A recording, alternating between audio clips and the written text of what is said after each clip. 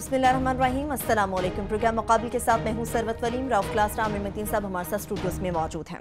आज प्रोग्राम का आगाज करेंगे तो आगाज पर सबसे पहले बात की जाएगी डॉक्टर आसिम के हवाले से। डॉक्टर आसिम के वकील हैं अनवर मंसूर खान, जिन्होंने आज प्रेस कॉन्फ्रेंस की और कहा कि जबरदस्ती जो बयानात लिए जा रहे हैं उनकी कोई कानूनी हैसियत नहीं है। इस किस्म के बयानात का मतलब या मकसद शायद ये हो सकता है कि जजेस को दबाव में लेने की कोशिश की जा सकती है। अभी से चंद लम्हा पहले डॉक्टर आसिम के दौरान तफ्तीश इंकिशाफात के हवाले से दूसरी वीडियो भी मंजर-ए-आम पर आई है। गुज़िश्ता रोज वाली वीडियो में छोटे भाई अवैस मुजफ्फर के हवाले से इंकिशाफात किए गए, मगर आज बड़े भाई आसिफ अली जरदारी को निशाने पर रखा गया। अब सवाल यहां पर यह उठते हैं कि डॉक्टर आसिम के जो इंकिशाफात का सिलसिला चल निकला है वो कहां पर जाकर रुकेगा और डॉक्टर आसिम के बयानात की क्या वाकई कोई कानूनी हैसियत नहीं होगी? यकीनन इस पर बात करेंगे। प्रोग्राम के जब दूसरे हिस्से की जानिब बढ़ेंगे तो आपको हम बताएंगे कि पाकिस्तान हाउसिंग अथॉरिटी फाउंडेशन, जिसकी दरिया दिली खूब है, उनकी जानिब से जो अपार्टमेंट्स थे वो अलॉट कर दिए गए हैं ब्यूरोक्रेट्स को, मगर आम आदमी सिर्फ मुंह ही तकता रह गया है। इन अपार्टमेंट से मुस्तफीद होने वालों में आखिर कौन कौन से बड़े नाम हैं, यकीनन वो भी हम आपको बताएंगे। प्रोग्राम के तीसरे हिस्से में आपको बताएंगे कि एक जानिब तो जवाबदेही की जा रही है, एक जानिब मामलात को छुपाया जा रहा है, दरिया दिली का मुजाहरा किया जा रहा है, मगर दूसरी जानिब पब्लिक अकाउंट्स कमेटी में चेयरमैन FBR की जानिब से हाजिरी नहीं दी गई, जिस पर खुर्शीद शाह शदीद बरहम हुए और उन्होंने चेयरमैन FBR के अलावा किसी और को भी सुनने से इनकार कर दिया। अब यहां पर यह सवालात उठते हैं कि क्या वाकई APC अपनी अहमियत खो चुकी है या फिर खुर्शीद शाह जो खुद मुख्तलिफ स्कैंडल्स की जद में है उनकी वजह से पब्लिक अकाउंट्स कमेटी अपनी अहमियत खो बैठी है। प्रोग्राम के आखिरी हिस्से की जानिब बढ़ेंगे तो आपको बताएंगे सलीम मानवीवाला ने भी बजट बहस पर सेनेट में बातचीत करते हुए हुकूमत को लड़ता दिया। उन्होंने साफ कह दिया है कि अगर इन कर्जों पर काबू नहीं पाया गया तो पाकिस्तान को बचाने वाला कोई ना होगा। उनकी इस बात पर भी तजिया हासिल करेंगे क्लासा साहब का और आमिर मतीन साहब का। क्लासा साहब, सबसे पहले तो डॉक्टर आसिम के हवाले से हम बात करना चाहेंगे। अभी दूसरी वीडियो ये आपने भी देखी, आमिर साहब ने भी देखेंगी, क्या कहेंगे आप?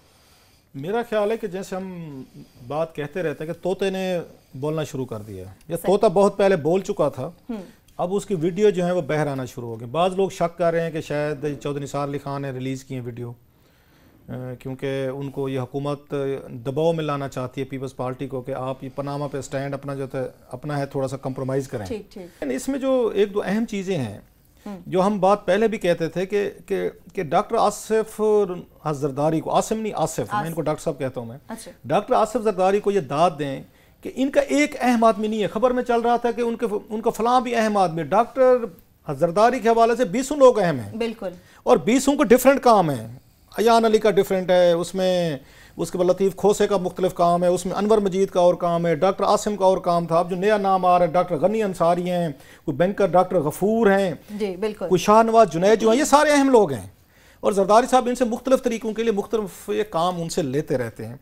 अभी एक बंदा भी, एक अहम बंदा बहर फिर रहा है, देखें कब तक फिरता है। अब गैस करें कौन हो सकता है? तो यकीनन आपने मुझे भी सोच में डाल दिया। सोच में नहीं डाल दिया, रहमान मलिक है, वो बड़ा अहम आदमी है। जिस दिन वो पकड़ा गया और जिस दिन उसकी वीडियो आई उसके बाद जरदारी साहब शायद अगले 20 साल पाकिस्तान वापस नहीं आएंगे। और वैसे मेरे को सदीक जान जो है हमारे साथ ही है, हमारी टीम का हिस्सा है, वो बता रहे थे आज पूरा 1 साल हो गया जो जरदारी साहब ने फरमाया था ईंट से ईंट बजाऊंगा और पाकिस्तान छोड़ गए थे, आज पूरा साल हो गया, उसी दिन वीडियो भी आ रही है। एक बात। और दूसरी बात यह है, अच्छा उसमें वो कहते हैं आसिफ जरदारी को स्विट्जरलैंड के मामला फारूक नाइक देखते, उनका डिफरेंट काम है। इससे पहले जो जुल्फकार मिर्जे ने आके इंकशाफात का सिलसिला जारी किया, उसके मुकाबले में कुछ भी नहीं है। अगर देखा जाए तो आसिम कुछ नहीं बता रहा। अभी लंदन में जिन्होंने जदादें खरीदी थी, वहाँ पे इकट्ठे रहे, माल पानी खरीदते रहे, उसके बारे में कोई चीज़ें सामने नहीं आ रही। और मैं एक बात करना चाहता हूँ जो प्रेस कॉन्फ्रेंस का जिसका आपने जिक्र किया, अनवर मंसूर साहब। अनवर मंसूर साहब बड़े अच्छे आदमी हैं, नेक आदमी है, काबिल होंगे, लेकिन मादरत के साथ वो गलत लोगों की हमेशा वकालत भी करते हैं और इतनी अच्छी वकालत करते हैं कि उनको छुड़ा के भी ले जाते हैं। $1 अरब का स्कैंडल आया था, उसमें उस वक्त के बड़े बड़े ब्यूरोक्रेट इन्वॉल्व थे। GS साबरी मोस्ट, जिस पे सुप्रीम कोर्ट ऑफ पाकिस्तान की उनकी फाइंडिंग है। इफ्तिखार चौधरी ने उनको लताड़ा, उन्होंने उनके बरतरफी के आर्डर कर दिए थे। इफ्तिखार चौधरी ने, कामरान लशारी उस वक्त सेक्रेटरी बन गए थे कि आप जाएं और इसको GS साबरी जैसे जो ये यहाँ पे लोग हैं इनको डिसमिस करें और यहाँ बरतरफी का आर्डर लें। उसने जनाब यहाँ से टेलीफोन किया, क्योंकि ये बड़े करीब थे अनवर मंसूर जो है चीफ जस्टिस के, इफ्तिखार चौधरी के। तो मसूफ हाँपते कांपते आए, तशरीफ लाए कोर्ट रूम में। उन्होंने कहा जज साहब या तो सबको सजा दें या GS साबरी को भी सजा ना दें। उन्होंने कहा मंसूर साहब आप कहाँ? ये मौजूद था। सही। अनवर मंसूर साहब ने बिल्कुल जैसे उस मक्खन में से बाल निकालते जीए साबरी जैसे एक कल्प्रेट को जिसके खिलाफ सुप्रीम कोर्ट के आर्डर से आराम से तल्लुकात की बुनियाद पे निकाल कर ले गए, और बड़े खुश होंगे, मुतमईन होंगे कि मैंने एक ऐसे बंदे को निकाल कर ले गया हूं कि जिसकी वजह से डिजास्टर होगी, वो another feather in his cap. अब वो डॉक्टर आसिम के बन गए वकील। अल्लाह रहम करे इस मुल्क पे। अनवर मंसूर जैसे ये लोगों की ये चलती रहे, इनकी दुकान चलती रहे, इनका कारोबार चलता रहे, इनकी वकालत चलते रहे, जो इस मुल्क में टेररिज्म में मुलविस हैं, जिन पर इल्ज़ाम आते हैं, जो भत्तेखोरी में मुलविस हैं, जिनके बारे में इंकशाफात आके खुद कर रहे हैं, उनकी वकालत कर रहे हैं, वो जी इनके साथ ये हो गया वो हो गया। मादरत के साथ इन वकीलों से वास्ता ना पड़े, एक दो को छोड़ के अच्छे लोग भी होंगे इसमें। बाकी इंसाफ की राह में सबसे बड़ी रुकावट जो है ना, ये वकील है। सही। इससे ज्यादा मैं कुछ नहीं कह सकता, क्योंकि फिर हमें लीगल नोटिस भेज देंगे कि आपने हमारी शान में गुस्ताखी की है। कुछ दोस्त रख लें जिन्होंने हमारा भी मुकदमा लड़ना है। एक दो रखे हुए हैं, जफर अली शाह साहब को रखा हुआ है, उनसे कोई मेहरबानी कर लेंगे। कोई डॉक्टर बाबर रवान से कोई हमारी कोई याद अल्लाह को, उनको रिक्वेस्ट कर लेंगे। अनवर मंसूर के पास नहीं जाएंगे, इनके पास हर बुरा आदमी जाए जिसकी जेब पैसों से भरी हुई है, जिसने पूरे पाकिस्तान को लूटा है, तबाह किया है, वो अनवर मंसूर के पास जाए। ये वकालत भी करेंगे, ये बैठ को छुड़वा भी देंगे, क्योंकि ये अटॉर्नी जनरल रहे हैं। इन्होंने जीए साबरी को जो यहाँ पे इसके मिनिस्टर थे, नहीं सॉरी उसके सेक्रेटरी थे पेट्रोलियम मिनिस्ट्री के, उसको नोइंगली जिसके खिलाफ ऑर्डर दे दिए थे इफ्तिखार चौधरी ने कि सुबह इसको डिसमिस करें, सही। इन्होंने जाकर अनवर मंसूर साहब ने अपने तल्लुकात की बुनियाद पे एक मिनट्री लगाया था और छुड़ा के ले गए थे। और ये आप इन पे ट्रस्ट करें, ये इनको डॉक्टर आसिम को भी छुड़ा के ले जाएंगे। अनवर मंसूर साहब के बड़े कारनामे हैं, बड़े आदमी, मेरी उनसे मादरत, मैं जाती तौर पर उनको मेरी दुआ सलाम भी है। बड़ी बात कर दी आपने कि ये डॉक्टर आसिम को निकलवा ले जाएंगे। अनवर मंसूर साहब की मशहूरी ये कि हर बुरा आदमी जो है इनको वकील करे, छुड़ा के ले जाएंगे तल्लुकात की बुनियाद पे। मैं जानता हूँ इनको। सही। आमिर मतीन साहब, आप समझते हैं कि डॉक्टर आसिम को निकलवा लिया जाएगा, और जो अब वीडियो सामने आई उसके बाद प्रेस कॉन्फ्रेंस जो अनवर मंसूर ने आज की है कराची में, उस पर आप क्या कहेंगे? मैं डॉक्टर आसिम पे तो आता हूँ, मगर ये जो रऊफ ने बात की है कि वकीलों के हवाले से, ये अजीब अब एक रवायत बन गई है, बल्कि एक फैशन बन गया है कि जो आपके ख़ानदानी मुकदमात लड़ रहे होते हैं, वकील होते हैं, जब आप हुकूमत में आते हैं वही आपके रियासत और गवर्नमेंट के भी अटॉर्नी जनरल वही बन जाते हैं, सूबे में भी और सेंटर में भी। जो घर के आपके बैग शैग उठाने वाले होते हैं, बस्ता सेक्रेटरी, घर के सेक्रेटरी होते हैं, और रियासत और गवर्नमेंट के भी सेक्रेटरी। डॉक्टर कयूम सोमरो जो जरदारी साहब का जो काम, ये रिवायत बन चढ़ी है। मैं नाम इसलिए नहीं ले रहा था, नाम को डर के नहीं है, मगर लिस्ट बड़ी लंबी है, आधा प्रोग्राम चला जाएगा। मगर ये एक जो घर के, मैंने कहा ना, बैग उठाने वाले या घर के सेक्रेटरी जो होते हैं ना, वो रियासत और मुल्क के सेक्रेटरी भी बन जाते हैं। ये हो गया कि घर को, किचन को और नाई की दुकान को और गवर्नमेंट और रियासत चारों चीज़ें मिल ही गई हैं, बस फ़र्क ही नहीं पता चलता। Lines have become so blurred. Now about doctor Asim. Doctor Asim की ज़ाहिर है ये दूसरी आई है, और काजा बिल्कुल ठीक कह रहे हैं, ये पुरानी वीडियो थी। ये उस ज़माने की वीडियो थी जबकि कराची ऑपरेशन शुरू हुआ था। उस वक्त आपको याद होगा कि बहुत दहशत थी। एक कराची हम गए थे, वहां भी यूं लगता था कि पत्ता नहीं था हिलता। बिल्कुल। हर कोई चोर, डाकू, मुजरिम डरा हुआ था कि पता नहीं मेरे साथ क्या होने वाला है। एमक्यूएम भी डरी हुई थी, पीपल्स पार्टी भी डरी हुई थी, यहाँ हुकूमत वाले भी डरे होते थे। उन्होंने कहा APC में बुलाओ, सब ने उस वक्त CPAC एक फलानी चीज़ जिस पे वो होता था सब साइन कर देते थे, और किसी की आवाज़ ना पार्लियामान में आती थी, ना मीडिया में आती थी, ना कोई बोलता था। सही। वो कहते हैं ना बाद में कि वो इज्जत सादात, वो अब ज़माने गए। अब ये दूसरा ज़माना, साल डेढ़ में ये ज़रूर फ़र्क पड़ गया है कि ना तो MQM डरती है, बल्कि MQM तो अगली स्टेज पे चलेगी। अभी लेटेस्ट जो है वो जो कहते हैं ना उसका, one whose name should not be mentioned, उनकी मैं लेटेस्ट तकरीर देख रहा था। तौबा तौबा, वो उनका दोहराया ही नहीं जा सकता जो उन्होंने बातें की हैं अल्ताफ़ हुसैन साहब ने। ठीक है।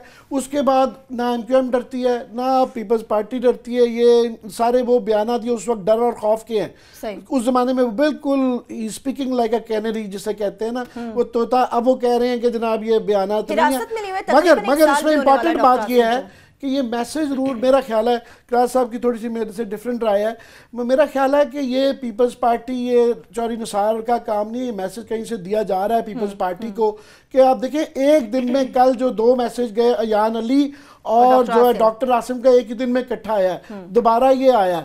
और आज बिल्कुल इकरार साहब ने पॉइंट आउट किया कि आज राहिल शरीफ साहब की बर्थडे भी है और चारों तरफ मुबारकबाद भी चल रही थी, और आज एनिवर्सरी है सेम डे आसिफ अली जरदारी के मुल्क बजा के जाने के बाद 1 साल उसको भी हो गया। डॉक्टर आसिम को भी 1 साल चंद दिनों के बाद मेरा ख्याल है कि वो पीपल्स पार्टी का फिलहाल जो है ना वो बुरे दिन चल रहे हैं, मगर इससे ज्यादा भी क्या बुरे हो सकते हैं। ये जरूर है कि कम से कम अभी वो कट्ठे वाली ये TOR वाला वो है ना, वो भी हैं कार्ड्स अभी फ्लक्स में। लेट्स से हम सिर्फ एक छोटी सी ब्रेक लेते हैं। जब ब्रेक से हम वापस आएंगे तो यकीनन ये बात जानने की कोशिश करेंगे कि ये जो बयानात की वीडियो सामने आ रही हैं क्या वाकई इनकी कोई कानूनी हैसियत है भी या नहीं। इसके साथ साथ आपको उन खुशकिस्मत ब्यूरोक्रेट्स के नाम भी बताएंगे जो कि ये बेशकीमत अपार्टमेंट्स हासिल करने में कामयाब रहे हैं। हमारे साथ रहिएगा।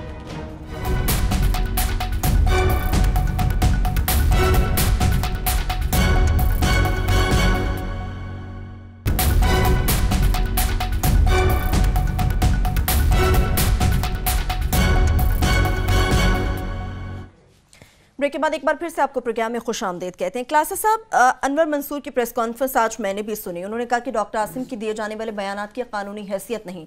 अगर हम ओवरऑल सिचुएशन को देखें, जब भी मुल्जिम ज़ेरे हिरासत होता है तो ऑन रिकॉर्ड कही जाने वाली हर बात किसी न किसी अहमियत की हामिल होती है, तो फिर इन बयानात की कोई कानूनी हैसियत क्यों नहीं हो सकती? जो चीज़ मैंने नोट की है यहाँ पे डॉक्टर आसिम के केस के हवाले से, और अनवर साहब जो हैं बड़े काबिल आदमी ये काम कर सकता है ना कि कल्प्रेट को निकाल के ले जाओ। मेरे जैसा निकम्मा आदमी किसी का वकील खड़ा तो अगर 10 साल सजा होनी है तो वो 50 साल करा के आएगा। अनवर मंसूर साहब जो हैं वो काबिल वकील है। मैं ये नहीं कह रहा कि उनकी कबलियत की बुनियाद पे ही वो इतने बड़े बड़े केसेस पकड़ते हैं और अच्छी खासी तगड़ी फीस भी लेते हैं बंदा अपने कैलिबर के हवाले से। ये बात जहन में रखें, अगर डॉक्टर आसिम को अदालतों के ज़रिए सज़ा ना हुई तो इस पूरे सिस्टम जो पहले इंतहाई वो हो चुका है, रिग्ड हो चुका है बकौल आमिर मतीन के, और करप्ट हो चुका है टू द कोर, ये बहुत बड़ा धचका होगा पूरे का पूरा सिस्टम के लिए। आपने एक बंदे को पकड़ा, उसको इन्वेस्टिगेट किया, और बड़े पावरफुल लोग इसकी बैक पे बैठे हुए हैं। जो बात हमने की थी, अगर आपको याद हो कि डॉक्टर आसिम पे पहला जो रेफरेंस बना था वो ये उनके फसी बुखारी के दौर में बना था, जब इकबाल जैद अहमद और इन पे बना था, जब चेयरमैन नैब थे। सही, बिल्कुल। जब मौजूदा चेयरमैन आए, इन्होंने नई इंक्वायरी करवाई कमर जमान चौधरी ने, उस नई इंक्वायरी में इन्होंने उनको क्लीन चिट दे दी थी। अब दोबारा एक तीसरी इंक्वायरी हुई है, वैसे वो भी रिपोर्ट में आपके सामने किसी वक्त लाने वाला हूं।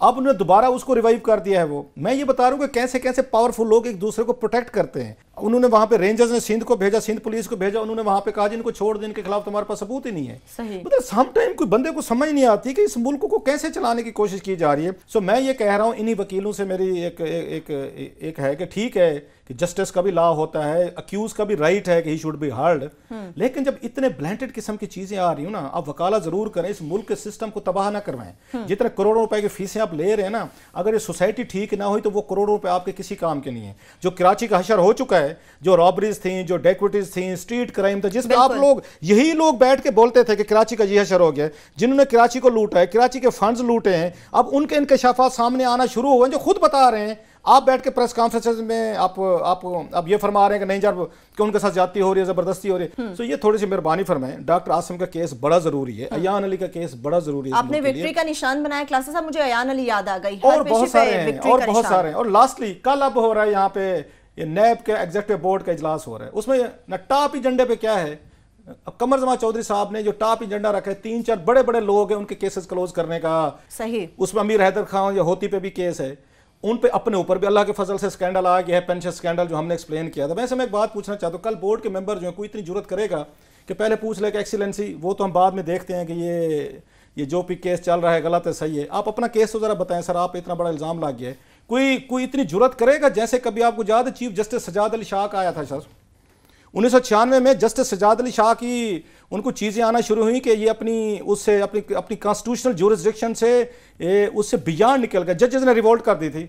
और जैसे अजमल मियाँ थे मेरा ख्याल है जो उनकी जगह बन गए थे, तो मेरी उनके नैब के बोर्ड के एग्जीक्यूटिव अफसरान से करेंगे नहीं, एक मेरी खुशफहमी है कि हजूर कल के बोर्ड में थोड़े से ना रिग्ड बोर्ड है, उनकी मर्जी के बुलाए हुए कॉन्ट्रैक्ट पे या उस तरीके से सारे वो बंदे मेंबरान बनाए हुए। तो कल जरा जुर्रत दिखाएं, नैब के जो बड़े ग्लैडिएटर हैं जाते हैं लोगों को घरों से पकड़ाते हैं, दहशत के अलामत समझे जाते हैं, कल जरा जुर्रत दिखाएं, अपने चेयरमैन को कह दें कि एक्सीलेंसी हम बाकी तो बाद लोगों का ट्रायल करेंगे, आपका पहले ये चीज़ आपने मान ली है, मेहरबानी फरमाएं आप इसको बोर्ड को आप चेयर मत करें, जाएं पहले इस मामले को क्लियर करें, और अगर अखलाकी जरूरत है तो टोक्यो के उसकी गवर्नर की तरह आप उसको रिजाइन करें। ये जो लोगों के लिए दहशत बने हुए हैं नैब के, इतनी जरूरत होती नहीं है कि आपके अपने स्कैंडल आ रहे हैं, आप कैसे लोगों को बैठ के क्लियर कर सकते हैं। बाकी ये फौज की तरफ से मैं इतनी इत्तला दूं कि हमें ये कन्वे किया गया है कि वो इसको देख रहे हैं, लेट्स होप देखते हैं कि वहां से क्या जवाब आता है। बाकी ये मामला मैं क्विकली ये कहना चाहूंगा कि ये आप देखें एक डिलेमा है, मखमसा जिसे शायद कहते हैं, एक संगीन सूरत हाल है कि यहाँ पे वो पीछे हम फौज डायरेक्टली सामने आए तब हमें एतराज़ होता है, वो पीछे रह के ये करवा रहे हैं, उसके बावजूद वो बड़े ताकतवर समझे जाते हैं, मगर यहाँ पे कुछ नहीं हो पा रहा। ना पुलिस सिंध के अंदर वहाँ पे कुछ हुआ, ना FIA से हुआ, ना नैब में हुआ, तो ना पार्लियामान के ही वो वहाँ से कुछ हो रहा है। अपोजिशन बिल्कुल एक बिनाइन सी बन गई हुई है यहाँ, तो एक बिल्कुल यहाँ कुछ हो नहीं रहा कि किसी का किसी कहीं ना कहीं से कुछ ना कुछ तो होना है। ना ये खुद करते हैं पार्लियामान में या गवर्नमेंट में, ना किसी को करने देते हैं। अब ऐसे तो निज़ाम नहीं चलता, तो उसमें हम तो जमहूरियत पसंद हैं और वही रहते हैं, मगर दरमियान में कहीं ना कहीं तो सेफ्टी वाल्व छोड़े, कहीं ना कहीं तो जो सिविलियन अदारे हैं उनको अपना रोल अदा करना होगा। थोड़ा सा क्लास साहब जो हम कहते रहते हैं कि थोड़ा सा एक्टिव, जब सब रिग्ड हो जाए तो जो चंद अदारे बचे हुए हैं वो सेफ्टी वाल्व थोड़ी सी खोले कि वहां से स्टीम निकले, थोड़ी सी स्टीम निकले। जमहूरियत से लोग इसलिए मायूस होना शुरू हो गए कि जमहूरियत में कोई बंदा पकड़ा जाए उसके लिए माफी नहीं है, जो डिक्टेटरशिप में माफी मिल सकती है। यहां पे प्रॉब्लम यह हो रहा है कि जमहूरियत में जो सबसे ज्यादा करप्ट हैं, जो सबसे ज्यादा एक्सपोज हो रहे हैं, वो की पोस्ट पे बैठे हैं, उनको कोई कुछ कहने वाला भी नहीं है। पब्लिक इंटरेस्ट में दुनिया भर में हर जमहूरियत में ये मरवजा असूल होता है कि पब्लिक इंटरेस्ट के अंदर आजादी इजहार भी होता है, अदलिया के खिलाफ कार्रवाई करें। पार्लियामान तमाम ये सिस्टम का महवर जो है वो पब्लिक इंटरेस्ट है कि अवाम की फलाह के लिए काफी सारे ऐसे यानी कि बात अब आमिर मतीन साहब तकरीर से आगे बढ़ के अब कोई अमल करना होगा। क्लासा साहब, आमिर मतीन साहब आपकी बातों के बाद यकीनन अवाम भी यही सोचती है, मैं भी यही कहूंगी कि सियासत इसलिए की जाती है ताकि मुल्क को बेहतर राह पर लाया जा सके, मगर यहाँ तो सियासत सिर्फ अपने कारोबार के लिए की जा सकती है। मैं यकीनन बात करना चाहूंगी पाकिस्तान हाउसिंग अथॉरिटी फाउंडेशन की क्लासा साहब कि उन्होंने क्या किया, कहां से आ गई है, इन्होंने क्या किया। ये इन्होंने ब्यूरोक्रेट्स को जो पकड़ के अपार्टमेंट्स दे दिए, ठीक है, ये तो अपना कारोबार चमकाते। और दो चीजें हैं, एक तो ये है कि ये जो पॉलिसी आई थी कि ब्यूरोक्रेट को 2 प्लाट मिलने चाहिए, एक थोड़ा सा इसको प्रॉपर पर्सपेक्टिव में भी देखने की जरूरत है। हम सबको भी नहीं रगड़ना चाहते, कुछ लोग एलिजिबल भी हैं इसमें। वो ये थी शौकत अजीज के दौर में आई थी कि आप ब्यूरोक्रेट जो इंसेंटिव दिए गए थे इनको 2-2 प्लाट दिए जाएं। उसमें जजेस को भी उसमें शामिल किया गया था और जजेस को भी 2-2 प्लाट मिले हैं। उसके बाद ब्यूरोक्रेसी को भी किया गया था। शौकत अजीज के दौर में आया था, उनके जहन में ये ख्याल था कि क्योंकि रिटायर हो रहे होते हैं, इनके पास कोई ऐसा पैसा नहीं होता है, घर बनाने के लिए नहीं होते, नेक और अच्छे अफसरान के लिए। मैं जानता हूँ ज़ाती तौर पर अभी भी जिनमें एक आध ऐसे लोग हैं जिनको मिला है, जो ईमानदार लोग हैं, मैं जिनका नाम भी ले सकता हूँ मैं, कि जिनको मिले हैं plot, they carry again good reputation के, उन्होंने फाइनेंशियल करप्शन नहीं की, रिटायर हो रहे हैं, उनको ग्रेड ये 22 में उनका कंसेप्ट ये था एक प्लाट दें, एक को बेचें, दूसरे पे घर बने, जो उनका था। इस पर खैर तनकीद भी बड़ी हुई, लोगों ने कहा जनाब कि जब आपके पास यहाँ पे और गरीब लोग हैं, मुल्क है, नहीं अफोर्ड कर सकता, चलो एक प्लाट की समझ तो आती है, 2-2 कैसे दे रहे हैं, इसमें तनकीद इवन हम सहाफ़ियों पे भी होती रही है कि सहाफ़ियों का कोटा था प्लाट के लिए। खैर अब इसको दरमियान में नवाज शरीफ साहब जब आए, जहां पे ज्यादती होना शुरू हुई है, नवाज शरीफ साहब जब आए, इन्होंने आके बैन कर दिया। शुरू में इन्होंने बड़े काम किए, ये मतलब शोबाजी के लिए उन्हें शहबाज शरीफ साहब ने कोई वहाँ 200 गाड़ियाँ बेच दी थी उस ऐवान वज़ीर आला पंजाब की कि जनाब ये शाह खर्ची है। उन्होंने कहा ख़वातीन की यूनिवर्सिटी बनाऊंगा, और पता ये चला अरबों रुपए की उन्होंने बाद में गाड़ियाँ भी खरीदी। पहले शहर पर वो पुरानी गाड़ियाँ जो थी अपने लोगों को बेची, को मेरा जैसा होगा कोई, उसको बेची, उसके बाद नई गाड़ियाँ खरीदी, उसके बाद जो यूनिवर्सिटी बनानी थी वो भी गायब हो गई। इन्होंने कहा था आके, और इनके में एक होते थे मुहिउद्दीन वानी साहब, वो इसमें मीडिया को मैनेज करने में थे नहीं हैं और बहुत ताकतवर हैं। चलो आप कह रहे हैं कमाल कर रहे हैं। तो मेरा ख्याल है कि उनकी पावर जो उन्होंने साजिश की थी ना, वो सुना दोनों भाइयों के दरमियान शहबाज शरीफ और नवाज शरीफ को लड़ाने की कोशिश की थी किसी चीफ सेक्रेटरी के मसले पे। उसके बाद वो औकात तो नहीं रही उनकी, उनको ये बड़े तरीके आते इस तरह के ना, वो अचीप किस्म की पॉपुलैरिटी लेने के लिए ना, उस मुहिउद्दीन वानी के पास बड़े आइडियाज होते, सर ये कर लें, ये कर लें, वो कर लें, मीडिया बड़ा खुश होगा। उसमें ये भी शामिल था, उन्होंने कहा था उस वक्त प्रेस सेक्रेटरी लगे कि सर ये 2-2 प्लाट लेते हैं ब्यूरोक्रेट, इनको अगर खत्म कर दें लोग बड़े खुश हो जाएंगे, जजेस को मिलते हैं इनको बंद कर दें। उन्होंने नवाज शरीफ ने नारा मारा, हम नहीं देंगे, डिसकंटिन्यू हो गई। अब यकदम पता ये चला है, एक लिस्ट आ गई है, इसका नुकसान क्या होगा? क्लास साहब एक ब्रेक ले लें। चलो नुकसान नहीं समझना चाहते, नहीं नुकसान हम जानना चाहेंगे। मैं चाह रही हूँ ब्रेक के बाद हम जरा वापस आ जाए। ये जो क्लासेस साहब ने बातें की, यकीनन इससे मुताल्लिक जो अहम मालूमात है वो हम भी जानेंगे और आप तक भी पहुंचाएंगे। एक ब्रेक लेंगे, हमारे साथ रहिएगा।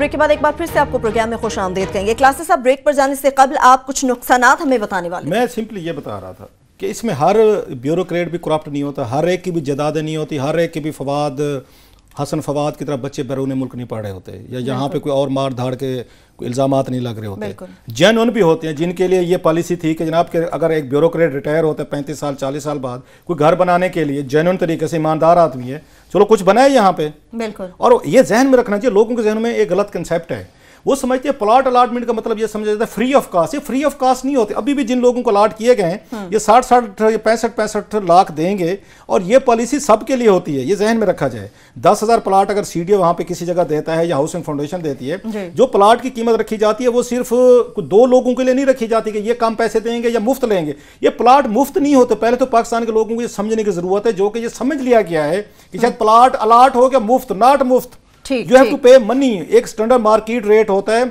और जो सीडीए या हाउसिंग फाउंडेशन जो है उसको फिक्स करती है, सेट करती है, उसमें जो वहां पे आपको इंस्टॉलमेंट करानी पड़ती है, डेवलपमेंट चार्जेस, वो सबके लिए होते हैं।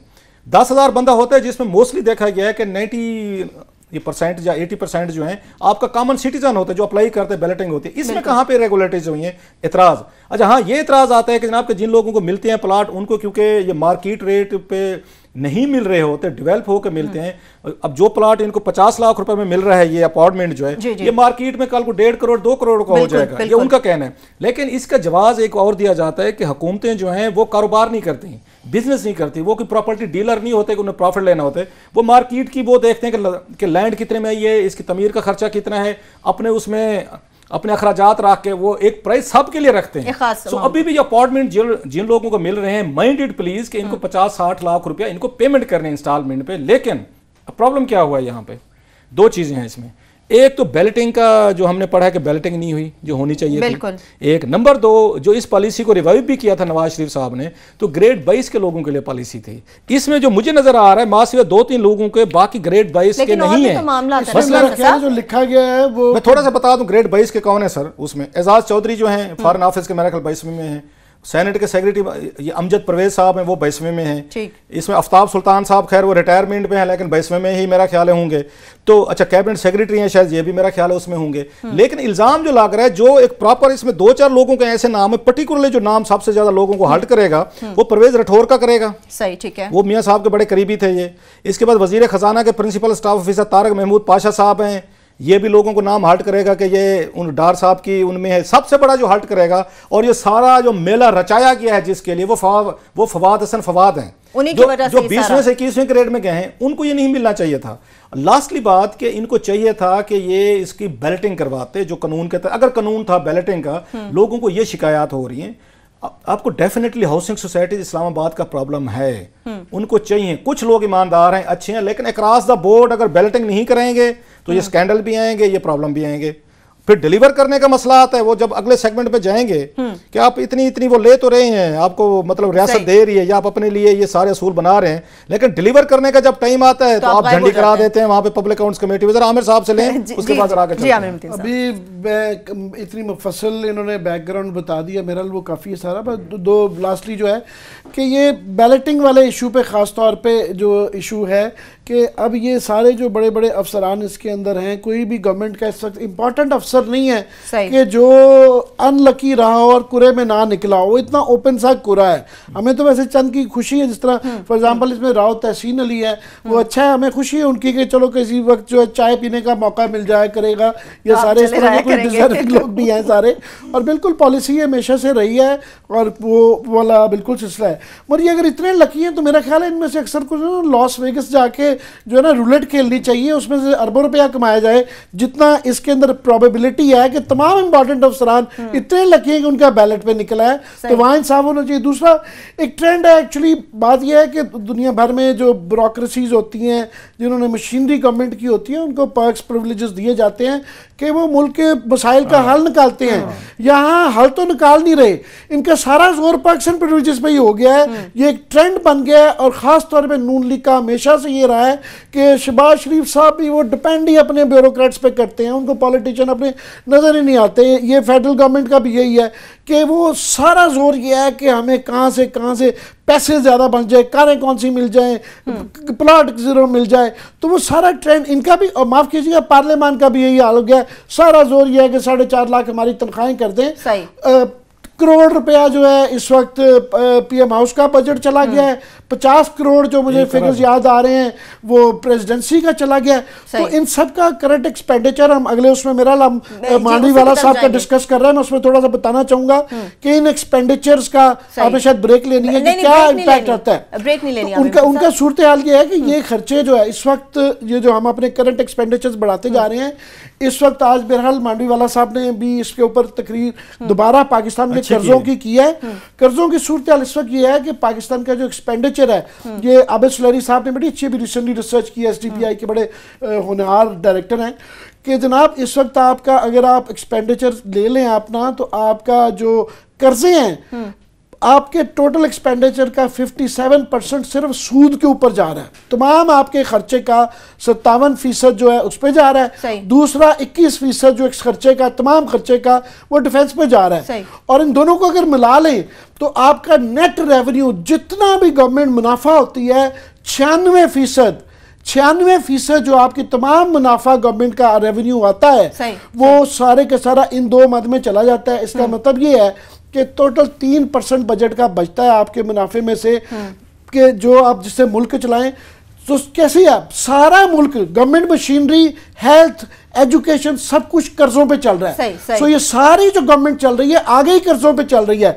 तो ये इस तरह की बात सही है तब करें अगर आपके पास पैसा हो। पैसा आपके पास है नहीं। पूरी गवर्नमेंट इस वक्त सरकारी मशीनरी और सब्सिडीज और हेल्थ और एजुकेशन तमाम चीजें मिला रहे हैं। उसके अंदर जब तरजीहात ये होंगे 7 करोड़ रुपए का पेशावर मोड़ पे आप वो फ्लाईओवर बनाया, किसी को समझ ही नहीं आता। और भाई साहब आप अपनी ये अमेरिका से और लंदन से और सऊदी अरेबिया से देख के आ जाते हैं बड़ी बड़ी बिल्डिंग्स, यहाँ कॉपी करनी शुरू करते हैं। आप अपनी औकात में रहें कि आपकी तमाम गवर्नमेंट मशीनरी, तमाम पीएसटीपी, तमाम डेवलपमेंट फंड जो है एंटायरली 100% जो है वो कर्जे पे चल रहा है। ये अगली आने वाली नस्ल को आप क्या देके जा रहे हैं? साहब ये कर्जों की बात आपने अच्छी शुरू की, यकीनन हम कर्जों के ऊपर तो आएंगे। सलीम मांडवीवाला साहब की जानिब से जो बातें की गई क्लासेस सब उनको डिस्कस करेंगे, लेकिन यहाँ पर जो फिलहाल मुद्दा है जिसके ऊपर बात करनी जरूरी है, आप 4.5-5 लाख इस हिसाब से तनख्वाहें लेते हैं, जब आपका डिलीवर करने का वक्त आता है तो आप अदम हाजिरी पे होते हैं, आप पेश ही नहीं होते। वो वही वाली बात मैं जो उसको कंक्लूड करूं उस मामले को कि इन ब्यूरोक्रेट्स को ये भी देखना चाहिए कि इनका काम ये भी है कि जहाँ पे अपने हाउसिंग के मसाइल हल करें। ये भी इंसान है,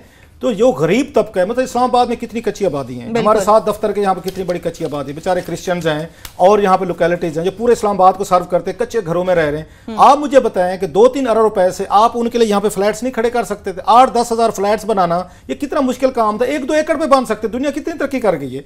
यहाँ पे आप अपने लिए, मेरे लिए, कुछ इलीट तबके के लिए सोचते हैं, सहाफ़ियों के लिए सोचते हैं, जजेस के लिए सोचते हैं, ब्यूरोक्रेट के लिए सोचते हैं, आवाम के लिए भी सोचते हैं। तो मेहरबानी फरमाएं, ये जो कुचले हुए तबकात हैं, ये जो हमारे साथ F7 में कच्ची आबादी है, मेरा ख्याल है आपके G7 में है और इस्लामाबाद में कच्ची आबादी है, आप यहाँ पे क्यों नहीं इनको सीडीए नहीं कर सकता, ये हाउसिंग फाउंडेशन नहीं कर सकती? इवन प्राइम मिनिस्टर साहब जो हैं जिनके उनके लिए फवाद के लिए सारा ड्रामा रचाया गया है, वो 2-4 अरब रुपए नहीं दे सकते कि यहाँ पे फ्लैट बना दें गरीब लोगों को आप ओनरशिप पे। यहाँ पे आता है जब आप हैव्स और हैव नाज की लड़ाई आती है, इसलिए स्कैंडल बनती है, खबरें बनती हैं कि लोग देखते हैं कि हमारे तो घरों को आके सीडी आके बिल्डोज कर देता है। यार अगर हम दुकान भी ला लें, हम छपड़ी लगा लें, हम कहीं पे बैठ के अपने बच्चों के लिए 2 टाइम की कोई चीज कमाने की कोशिश करें, बिल्डोजर आ जाते हैं। यहाँ पे जो बड़े बड़े सरकारी बिल्डोजर हैं उनको तो खुद जाके आप उनको चाप में फड़ा के आते हैं। लास्टली मैं कहूंगा जो 2-4 लोगों ने इसमें जो उस ग्रेड 22 के नहीं थे, सही उन्होंने इसमें प्लाट लेके उन लोगों के साथ उन्होंने ज्यादती की है जो जेन्युइनली, जिनको मेरा ख्याल पॉलिसी मिलने चाहिए थी। जैसे मैं कह रहा हूँ कि एजाज चौधरी को ये बनता है 22वें ग्रेड में थे, उसके बाद आफ्ताब सुल्तान साहब रिटायर भी हो गए, लेकिन इवन देन उनकी रेपुटेशन कंपैरेटिवली अच्छी रही है, उनको मिलना था ये। जैसे अमजद का मैंने कहा, वो सेनेट के जो सेक्रेटरीज हैं वो उसमें ग्रेड 22वें में Amjad, again he enjoys a very good reputation, ईमानदार अफसर माने जाते हैं। सो बाकी जो नाम डाल दिए गए हैं ना, तो मेरा ख्याल है उससे सारी जो वो ईमानदार लोगों का भी इसमें एक छोटी सी ब्रेक ले लेते। जब हम ब्रेक से वापस आएंगे तो पब्लिक अकाउंट्स कमेटी के हवाले से बात करेंगे कि चेयरमैन एफबीआर आज पेश नहीं हुए और खुर्शीद शाह इस तमाम तर सूरत हाल पर शदीद बरहम हुए।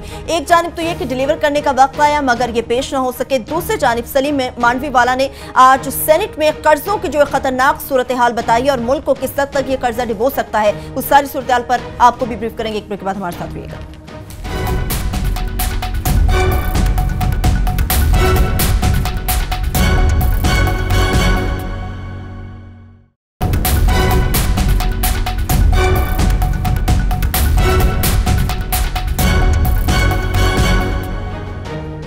ब्रेक के बाद एक बार फिर से आपको प्रोग्राम में खुशामदीद कहेंगे। क्लासेस साहब, अब चूंकि हम बात करना चाह रहे हैं पब्लिक अकाउंट्स कमेटी के हवाले से, तो आप बताएं फिर चेयरमैन एफबीआर तो आज पेश ना हो सके। मैं अरशद शरीफ वो लोग हैं जिन्होंने पब्लिक अकाउंट्स कमेटी को 2000 से हमने इसको रिपोर्ट करना और इस पे वो करना शुरू किया। आजकल हमारा वो नौजवान है इमरान मगराना जी हमारे साथ है, हमारी टीम का हिस्सा है, तो वो जाता है, वो रिपोर्ट करते हैं। मैं भी कभी कभार वहाँ पे जाके पुरानी यादें अपनी ताज़ा करता हूँ। एक चीज़ मुझे कहने दें, आपको पता है बिन वेरी हार्ड, बड़ा क्रिटिकल हूँ मैं इन पे खुर्शीद शाह साहब पे। अगर खुर्शीद शाह साहब ईमानदारी से, मैं आई एम रिपीटिंग, ईमानदारी से वो पब्लिक अकाउंट्स कमेटी चलाएं या अपोजिशन लीडर का ऑफिस चलाएं, उनसे बेहतर कोई नहीं चला सकता। सही, ये मैं आपको सीरियस बताऊँ, सब समझते हैं। He knows and understand everything. उन्होंने यहाँ पे, आपको याद होगा पहले दिन उन्होंने तकरीर की है इस पे बजट पे, one of the best speeches. और पब्लिक के हीरो इमरान खान ने बजट पर अभी तक मेरा तकरीर ही नहीं की। वो शायद उसके बाद कौमी असम्बली गए ही नहीं है, वो बजट वाले दिन भी नहीं थे, उसके बाद भी नहीं थे, तनख्वाह पूरी ले आएंगे। खैर उस दिन खुर्शीद शाह ने बड़े खूबसूरत तकरीर की बजट पे, फैक्ट्स के साथ, फिगर के साथ। आज भी बड़े अरसे बाद खुर्शीद शाह साहब ने पब्लिक अकाउंट्स कमेटी को दुरुस्त चलाया है। सही। एक मैं नाम नहीं लेना चाह रहा, नाराज ना हो जाए। हमारे एक बड़े कॉलम नहीं, वो शहर में बड़ा अफसर है, नाराज तो ले ले। शहर में नहीं है, वो लाहौर में है। मैंने एक दिन उनको कहा, नज़ीर नाजी साहब को मैं बड़ा पढ़ता हूँ, मैं मतलब मेरे फेवरेट जो कॉलम निगारों में नज़ीर नाजी साहब हैं, हारून रशीद साहब हैं, और भी बड़े बड़े, सलीम साफ़ी मैं पढ़ता हूँ, इरशाद भट्टी हैं एक नया कॉलम निगार है, और भी बड़ी लंबी, हसन निसार, एक लंबी लिस्ट है बहुत सारे। अच्छा, अयाज अमीर साहब, मैं भूलना जो बड़ा नाम, तो और भी हैं, जो दोस्त से नाराज़ ना हो जाए अगर किसी का रह जाए। उसमें बड़ी इंटरेस्टिंग चीज़ है जो उसमें, एक दफ़ा मैंने उनको कहा, अनीक नाजी को, अनीक हमारा दोस्त है, मैं कि यार मैं ये जुर्रत तो नहीं कर सकता, तो ज़रा इनको कहना, इनको नाजी साहब को, कि रऊफ कह रहा था जिस दिन आप अपनी यारियां दोस्तें एक साइड पे रख के ना आप हमारे लिए लिखते हैं ना, आपसे बेहतर कॉलम क्यों नहीं लिखता। सही। अनीक ने बड़ा एंजॉय किया, हंस हंस के बुरा हाल। उसने नाजी साहब को कहा, नाजी साहब की मेहरबानी, उन्होंने भी इसको एंजॉय किया। अच्छा, इरशाद आरिफ हैं, वो बड़ा अच्छा कॉलम लिखते हैं, मैं बोलना जो उन चीज़ों को। खैर उस पर मैं सेम कहूँगा कि जिस दिन खुर्शीद शाह जो है ना अपनी सियासी दोस्त तल्लुकात, मजबूरियाँ एक साइड पे करके अपोजिशन करते हैं या पब्लिक अकाउंट्स कमेटी चलाते हैं, उनसे बेहतर कोई नहीं चलाता। आई विश के उन पे ये जो सेशन आता है, जो उन पे एक मैं कहना कैफियत, मैं कुछ और कहना चाहता, शुक्र है आपने कैफियत कह दिया, ये तारी होती, ये थोड़ी सी लंबी हो जाए तो बहुत सारे मसले हमारे हल हो सकते हैं। मेरी शाह साहब से रिक्वेस्ट है, शाह साहब की एक और भी बड़ी क्वालिटी है, वेदर वी लाइक इट और नॉट, कि हम इन पे बड़ी तनकीद करते हैं, लेकिन कभी उनकी तरफ से चौधरी निसार की तरह, जैसे चौधरी निसार साहब हम पे हमलावर हो जाते हैं। ये बात ये समझते हैं यहाँ पे खुर्शीद शाह, यार ये मीडिया का काम होता है पॉइंट आउट करना, तनकीद करना। तो शाह साहब की तरफ से कभी हमें कोई प्रेस रिलीज भी नहीं आया, कभी तकरीर भी नहीं हुई, फोरम उनके पास भी है, और बहुत दफ़ा मैं और आमिर बड़ी सख्त तनकीद भी करते हैं, सख्त करते हैं, ही टॉलरेट्स, ये चीज़ है उनमें। लेकिन मेरी एक रिक्वेस्ट है उनसे, शाह साहब से, मुद्दबाना, और उसी तरह मुद्दबाना है जैसे वो हमने देखा ना अपने हमारे परवेज रशीद साहब मिल रहे थे, उसी तरह मैं मुद्दबाना रिक्वेस्ट कर रहा हूँ कि हिज एक्सीलेंसी, ये पब्लिक अकाउंट्स कमेटी बहुत बड़ा ट्रस्ट है आप पे, इट्स ए ह्यूज ट्रस्ट। आपको ऐसे ऐसे मौके, ऐसी ऐसी पोजीशंस बार बार नहीं मिलती। आप ये थोड़ी देर के लिए ये सोचेंगे खुदा ने इसको आपको कुर्सी पे बिठाया, इंसाफ करने के लिए बिठाया है। इंसाफ करें, इस मुल्क के साथ करें, अल्लाह ने आपको बड़ा कुछ दिया, इज्जत दी है, आप पार्लियामेंटेरियंस हैं, सब कुछ हैं, तो कुछ लोगों को जहाँ पे इंसाफ हो सकता है करें। आज जैसे उन्होंने इंसाफ किया है, आज एफबीआर की उन्होंने चढ़ाई की, आज वजीर खजाना पे चढ़ दो रहे हैं। एफबीआर के चेयरमैन वो निसार अली, वो मेरा निसार है, क्या नाम है सर इनका पूरा, निसार खान है, निसार खान साहब ने आज पेश होना था, उन्होंने जवाब दिया, पेश नहीं हुए। ब्यूरोक्रेट्स का स्टाइल देखे ना, मजे हैं, किसी को जवाब दे नहीं है। उन्होंने कहा जनाब मैं मसरूफ हूँ। Public accounts committee most highest forum, उसके मेंबर जवाब दे रहा है कि जनाब के वो निसार खान साहब जो हैं वो मसरूफ हैं। उसने कहा जनाब कहाँ मसरूफ है, वो जी वजीर खजाना साहब के पास मसरूफ है। उन्होंने कहा आपको पता है, ये बात जाके समझाएं ज़रा इनको ब्यूरोक्रेट बाबू साहब को कि public accounts committee is the highest forum बिल्कुल, आप मसरूफ हैं, हम फारग बैठे हुए हैं यहाँ पे। जिस वजीर खजाना के लिए मीटिंग में नहीं है वो वजीर खजाना हमें जवाब दे है। पब्लिक अकाउंट्स कमेटी के पास बड़ी पावर्स हैं, इसको इस्तेमाल करने वाला एक अच्छा चेयरमैन मिल जाए, आपके बहुत सारे मसाइल वहां हल हो सकते हैं, रिकवरियां डाल सकते हैं, ये उनको जेल करवा सकते हैं, नैब के केसेस डलवा सकते हैं, FIA उन पर डाल सकते हैं। आज मैटर ये था कि जितने टैक्सेस कलेक्ट किए जा रहे हैं इस पे इन पे कार्ड रिचार्ज के ऊपर, कार्ड्स पे, मतलब मुल्क को तो लूटने का इनका हिसाब बन गया है। अब तो मैं पढ़ रहा था इन्होंने स्टेशनरी पे भी, वो जो स्टेशनरी है जो कागज वगैरह लेते हैं, बिल्कुल, अब पेंसिल बॉल पॉइंट, उस पे 70% GST लग गया है। बड़ा शोर मचाया जा रहा है कि जनाब तालीम के बाद में तो कम से कम छोड़ दें जी उस पे।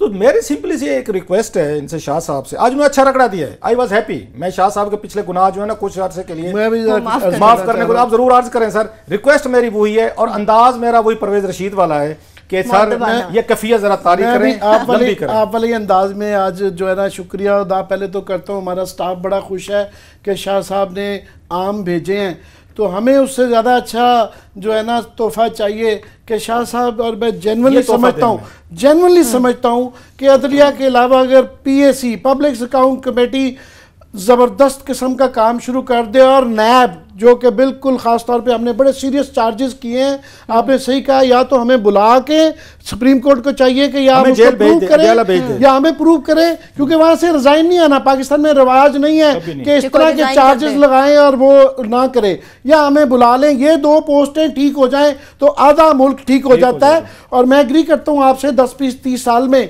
उनकी तमाम मजबूरियों के बावजूद पीपल्स पार्टी के अंदर बड़े स्केलेटन्स हैं, वो बड़े अच्छे लीडर ऑफ दी अपोजिशन है। कई दफ़ा जब तकरीर करते हैं दिल से करते हैं, वो उनका दिमाग कहीं ना कहीं आड़े आ रहा होता है, रोक रहा होता है, वो कमाल करते हैं ये वाला। हैविंग सेड दैट, मैं ये ज़रूर कहूँगा कि ये इस वक्त हम जो रिग्ड सिस्टम की बात करते हैं, क्लास साहब इस वक्त क्या करें आप, आज की 2 खबरें हैं कि ये रेगुलेटरी बॉडीज, ये चेक एंड बैलेंस का सिस्टम हमारा कहा जाता है कि जमहूरियत is a system of check and balance. Check किसके होते हैं? रेगुलेटरी इदारों के। आज की 2 खबरें हैं कि ओगरा ने कहा था कि जनाब ये पैसे फिक्स किए थे गैस के, उन्होंने कहा जी नहीं, वो आ गई एंग्रो को बड़ा ज़्यादा एक फेवरेबल डील हुई है, और पैसे बढ़ा के ओगरा की तमाम रिकमेंडेशंस को फाइनेंस मिनिस्ट्री ने वहाँ फेंका है, और उन्होंने कहा जी बगैर उसके, पार्लियामेंट के बगैर नहीं तो हो सकता। उन्होंने कहा ओगरा कौन होती है, उसको फेंका।